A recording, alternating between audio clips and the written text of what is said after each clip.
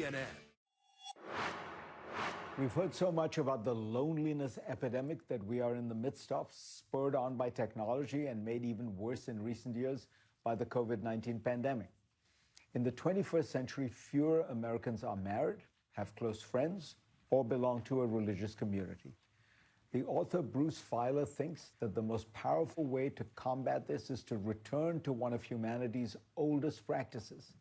He has a new book out called A Time to Gather: How Ritual Created the World and How It Can Save Us. He joins me now. Welcome, Bruce. This is, how many New York Times bestsellers have you written? 7, thank you very much. 7. So this is going to be the 8th because it really is terrific and so timely.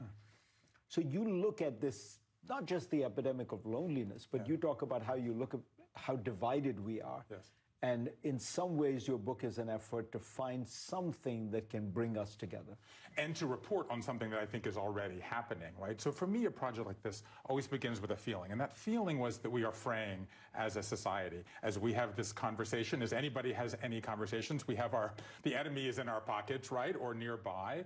And in a lot of ways, we've abdicated our relationships for our phones. And what happened to me is that I hit a breaking point. A few years ago, after my wife and I dropped our daughters off at college, we walked in through our front door and I felt homesick in my own home.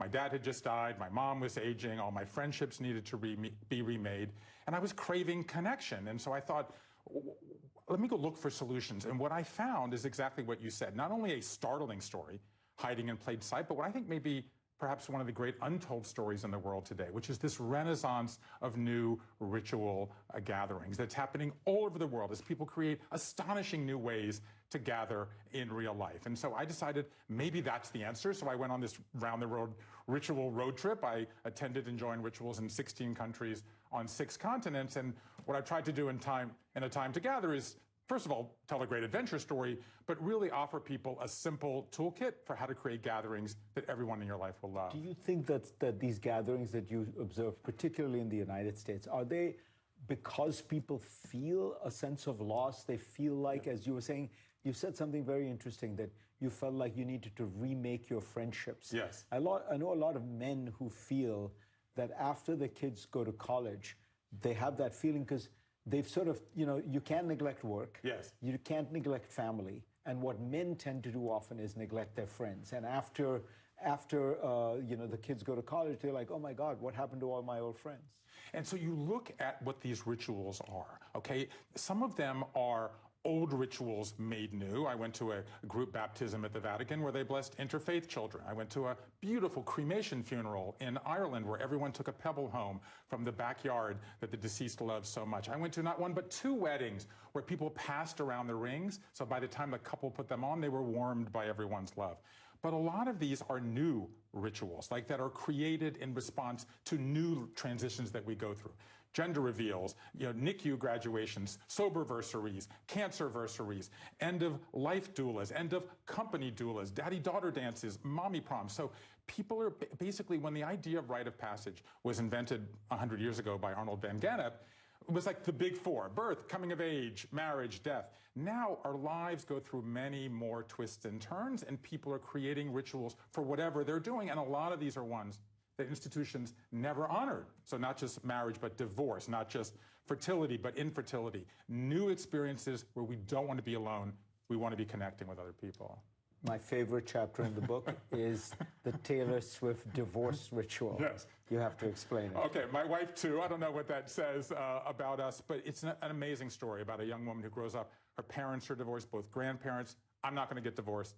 You can imagine what happens. She gets married, has 2 children, gets divorced. Her husband takes half her belongings. The other half she gives away. And she walks in and she says, you know what I need now is I need a way to connect with my friends. I need my friends around me to help me. So she creates this viral idea, the Taylor Swift divorce party with shake it off cupcakes and we are never ever getting back together napkins. But it's the why for Reed. And I said, why did this work? And she said, I'm a millennial. When we grew up, we got on AOL chat rooms, okay, and then Facebook groups. And we started saying, I'm feeling this way in my marriage, or I'm feeling that way. Am I alone? No, I feel that way. And older women would chime in, yeah, I felt stuck. And so she said, I can feel upset that my marriage is over, but still want to be surrounded with the people I love who can help me get through it. That's what's going on here. New rituals for new transitions when people do not want to feel isolated. And why is a ritual better than just, kind of occasionally just saying to yourself, you know what, I need to be more in touch with my friends, with my relatives.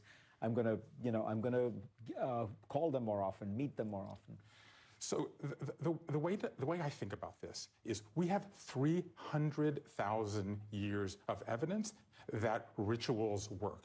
This is before we were anatomical humans, we were getting together to bury our dead. That basically a ritual is the original human algorithm. And at this moment when the algorithms of hate divide us, the only thing strong enough is the original human algorithm. I read 500 academic studies while working on A Time to Gather. There is so much evidence that they calm us when we're stressed, okay, reduce our heartbeats when we're going through difficult times, and that if you use these rituals, organized, structured events, celebrations, gatherings, whatever you want to call them, they will make your family, your classroom, your neighborhood, your office, your team stronger. Because the process works. And that's what people are craving, not some newfangled thing, but an actual proven thing that predates civilization and is perfect for the moment that we're in right now. To me, the essence of this is if you go back to where we started here, the enemy is in our pockets.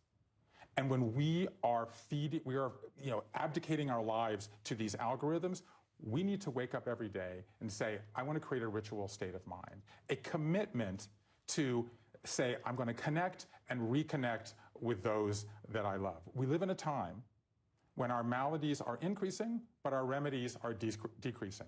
And ritual is a remedy that will work. So whatever the problems that we have, you mentioned loneliness, rituals make us closer. Polarization, rituals connect us. And now here comes AI. And what is it doing? Love bots, death bots, God bots, going to those moments where we used to do ritual. Ritual is the only thing that can hold us together in those moments. And so if people make this commitment to hold a ritual, it's the #1 thing people have been saying when they read A Time to Gather. As you just said, I want to create a ritual. If we do this, okay, we can cure loneliness, we can make yourself happier, and everyone in your community happier. And they should all read the book. Thank you. Next on GPS, I recently gave a commencement address at Bard College and spoke to the graduates about being imperfect humans in the age of perfect AI. I'll share those thoughts when we come back.